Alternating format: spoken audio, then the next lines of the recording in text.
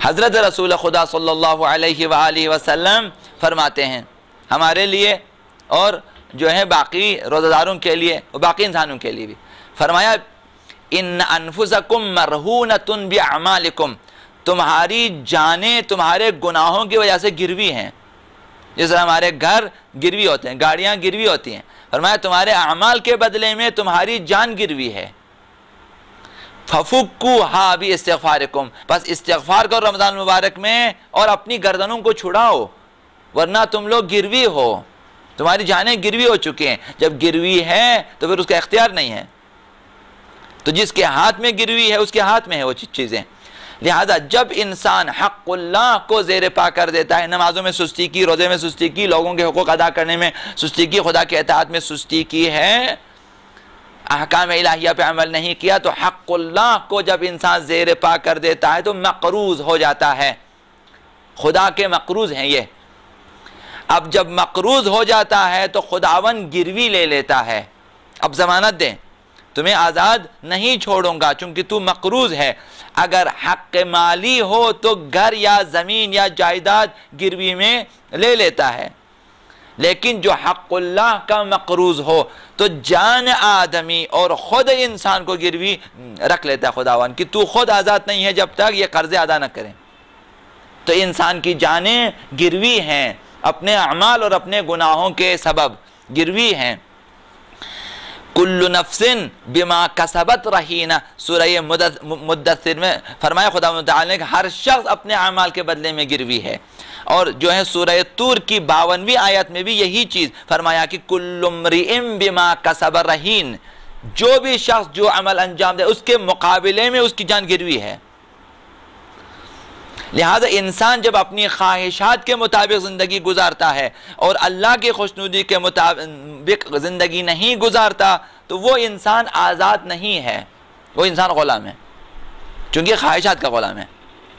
وہ اپنی خواہشات کا غلام۔ اگر انسان ایسا ہے کہ طاغوتی نظام کا نوکر ہے تو وہ طاغوتی نظام کا غلام ہے، چونکہ خدا کا غلام نہیں ہے، بندے خدا نہیں ہے۔ جو انسان خواہشات یا طاغوت کا غلام ہو، طاغوت کے لیے کام کرتا ہو، شیاطین کے لیے کام کرتا ہو، عالمی استکباری شیاطین کے لیے کام کرتا ہو تو وہ غلام ہے، طاغوت کا غلام ہے، عالمی دہشت گردوں کا غلام ہے جو اگر ان کے لیے کام کرتا ہے، یا خواہشات کے مطابق حیوانی زندگی گزارتا تو خواہشات کا غلام ہے۔ اگر وہ طاغوتی نظام کا نوکر ہے تو اس کا غلام ہے۔ اور جو انسان خواہشات یا طاغوت کا غلام ہو وہ عبد شیطان ہوتا ہے، نہ عبد خدا، وہ عبد اللہ نہیں ہے، وہ عبد الشیطان ہے، چونکہ شیاطین کے لیے کام کرتا ہے اور ان کی بندگی کرتا ہے۔ جو شیاطین و طواغیت اور خواہشات کا غلام ہو اللہ اسے اپنی بندگی میں کبھی قبول نہیں کرتا۔ تو یہ یاد رہیں کہ اگر ہم کسی طرح سے طاغوت کے غلام بن جائیں، اگر کسی طرح سے ہم غیر مسلموں کے غلام بن جائیں، انگریزوں کے غلام بن جائیں، دہشت گردوں کے غلام بن جائیں، کفار و مشرکین کے غلام بن جائیں، نوکر بن جائیں، اگر کسی طرح سے ہم ان کے لیے کام کرنا شروع کر دیں خداون ہمیں اپنی بندگی میں قبول نہیں کرے گا۔ پھر بندگی خدا میں جو ہے اس کے لیے بندگان خدا میں اس کی گنجائش نہیں ہے۔ تو لہٰذا یہ دیکھنا ہے ہمیں اور اس رمضان المبارک میں فیصلہ کرنا ہے اپنے بارے میں کہ میں عبد خدا ہوں یا عبد شیطان، کہ میں بندگان خدا میں شامل ہوں یا بندگان طاغوت و شیاطین میں۔ اپنے آپ کو دیکھیں کہ میری جائیگاہ کہاں ہے، میری منزل کہاں ہے، میں کس کا غلام بن رہا ہوں۔ ضروری ہے صرف خشک و خالی روزے رکھنے سے ہم آگے نہیں بڑھ سکیں گے، ہم دنیا کی حالت کو نہیں بدل سکیں گے۔ خدا نے آج تک اس قوم کی حالت نہیں بدلی، نہ ہو جس کو خیال آپ اپنے حالت کے بدلنے کا۔ جب تک ہم خود اپنے آپ کو بدلنا نہ چاہیں خداوند کائنات کی حالت کو جو ہے انسان کی حالت کو نہیں بدلے گا، تبدیل نہیں کرے گا۔ ان اللہ لا یغیر ما بقوم حتی یغیروا ما بانفسہم، جب تک اپنے نفسوں میں انقلاب برپا نہ کرے خداوند کسی قوم میں انقلاب نہیں لائے گا۔ تو اگر چاہتے ہیں کہ معاشرہ سدھر جائے، اگر چاہتے ہیں کہ قوم ٹھیک ہو جائے تو ہم اپنی ذات میں انقلاب برپا کریں، اپنی ذات کو تبدیل کریں، اپنی ذات کو الہی بنا دیں، اپنی ذات کو خدائی بنا دیں، اپنی شخصیت کو مہدوی بنا دیں، امام زمانی بنا دیں، حسینی بنا دیں، انقلاب، تو معاشرہ بھی ٹھیک ہو سکتا ہے، قوم میں بھی انقلاب حسینی ہے کہ حسینی جوان ہیں کہ انقلاب پیدا کر سکتے ہیں، مہدوی جوان ہیں کہ انقلاب صرف نسبت دینے سے ہم مہدوی اور حسینی جوان نہیں بن سکتے، نسبت دینے سے کہ لکھنے سے یا بولنے سے یا نام رکھنے سے ہم حسینی یا مہدوی نہیں بن سکتے، صفات کے ذریعے، اوصاف کے ذریعے ہم مہدوی یا حسینی بن سکتے ہیں۔ ہر کربلا جانے والا، ہر کربلا میں دفن ہونے والا جو ہے وہ حسینی نہیں ہوتا ہے، جن میں حسینی جوانوں کی صفات موجود ہیں، جن میں مہدوی جوانوں کی صفات موجود ہیں، وہی حسینی اور مہدوی ہیں۔ تو لہٰذا جو ہے جب تک ہم اپنے آپ کو نہ بدل دیں اس وقت تک ہم معاشرے کو نہیں بدل سکتے۔ لہٰذا ہم چاہتے ہیں کہ معاشرے کے حوالے سے اور جو ہے اصلاح معاشرہ کے حوالے سے ترقی کریں، ضروری ہے کہ ہم اپنی ذات سے شروع کر دیں۔ لہٰذا جو شیاطین کا بندہ ہو، خواہشات کا بندہ ہو، طواغیت کا بندہ ہو، دہشت گردوں کا بندہ ہو، کفار مشرک، خداون اسے اپنی بندگی میں قبول نہیں کرتا۔ اللہ کا بندہ وہ ہوتا ہے جو آزاد ہوتا ہے، جو ہر غلامی سے آزاد ہو، تمام اقسام کی غلامی سے آزاد ہو، وہ اللہ کا بندہ ہے۔ اللہ کا بندہ یعنی وہ بندہ جو مکمل آزاد ہے، جو کسی کا غلام نہ ہو، وہ خدا کا بندہ ہوتا ہے۔ فکر و عمل میں آزاد ہو، وہ اس کی فکر کسی کی غلامی میں نہ ہو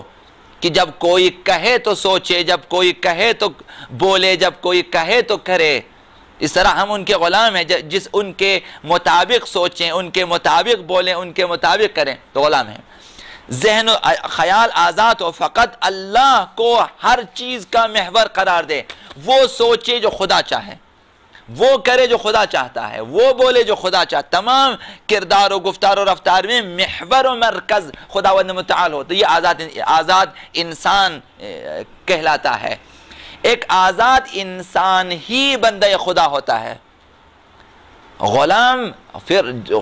ہو پھر وہ خدا کا غلام کبھی نہیں۔ خداوند کسی غلام کو اپنا بندہ نہیں بناتا، کسی بھی غلام کو جو کسی غیر اللہ کا غلام ہو، خداوند اسے اپنا غلام جو اپنا بندہ قرار نہیں دیتا۔ آزاد انسان نہ دھوکہ دیتا ہے نہ دھوکہ کھاتا ہے۔ یہ جب انسان کی طبیعت آزاد ہو جاتی ہے، فکر آزاد ہو جاتی ہے، تو آزاد انسان کی نشانی یہ ہے، نہ دھوکہ دیتا ہے نہ دھوکہ کھاتا ہے، نہ جھوٹ بولتا ہے نہ جھوٹ کو پسند کرتا ہے، نہ بے راہ چلتا ہے نہ کسی کو بے راہ کرتا ہے، نہ خود گمراہ ہوتا ہے نہ کسی کو گمراہ کر دیتا ہے، نہ ظالم ہوتا ہے نہ ظلم کو برداشت کرتا ہے۔ آزاد انسان کی نشانی یہ ہے۔ وہ محبوب خدا اور جو ہیں رسول خدا اور اہل بیت کے محبوب ہوتے ہیں، محبان خدا کے محب ہوتے ہیں، خدا رسول اور اہل بیت کے محب ہوتے ہیں۔ اسے کسی اور چیز سے کوئی محبت نہیں ہے، اس کی تمام تر اس کی توجہ جو ہے خدا رسول اور اہل بیت کی طرف ہے، مرکزیت خدا کا ہے۔ اگر آپ کا دوست آپ سے کہے کہ کوئی ایسا کام بتا دے جو مجھے خدا رسول اور اہل بیت کا محبوب بنا دے اور اللہ کے بندوں کے درمیان مجھے عزیز کر دے، تو آپ کا جواب کیا ہوگا؟ کہ کوئی ایسا کام، چونکہ انسان جب آزاد ہوتا ہے، انسان جو ہے خدا کو اپنا مرکز و محور قرار دے دیتا ہے، محبوب خدا ہو جائے، محبوب اہل بیت۔ ابھی کوئی ایسا کام بتا دیں جو آپ کو محبوب خدا قرار دیں، بندگان خدا میں عزیز قرار دیں، محبوب اہل بیت قرار دیں، تو آپ کا جواب کیا ہوگا؟ اس مقصد کے لیے سب سے اہم چیز یہ ہے کہ خدا رسول اور اہل بیت کے فرامین پہ عمل کیا جائے تو محبوب خدا ہے،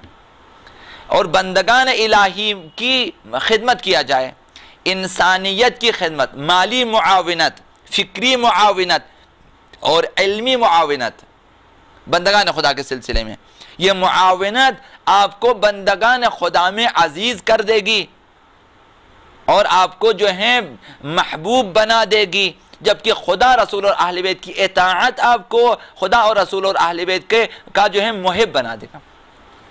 تو لہٰذا یہ چیزیں انسان کو اللہ اور رسول کی نظر میں محبوب بنا سکتی ہیں۔ محبوبیت و مقبولیت کا معیار یہی ہے کہ خدا، رسول اور اہل بیت کی اطاعت کریں اور ضرورت مندوں کا خیال رکھیں۔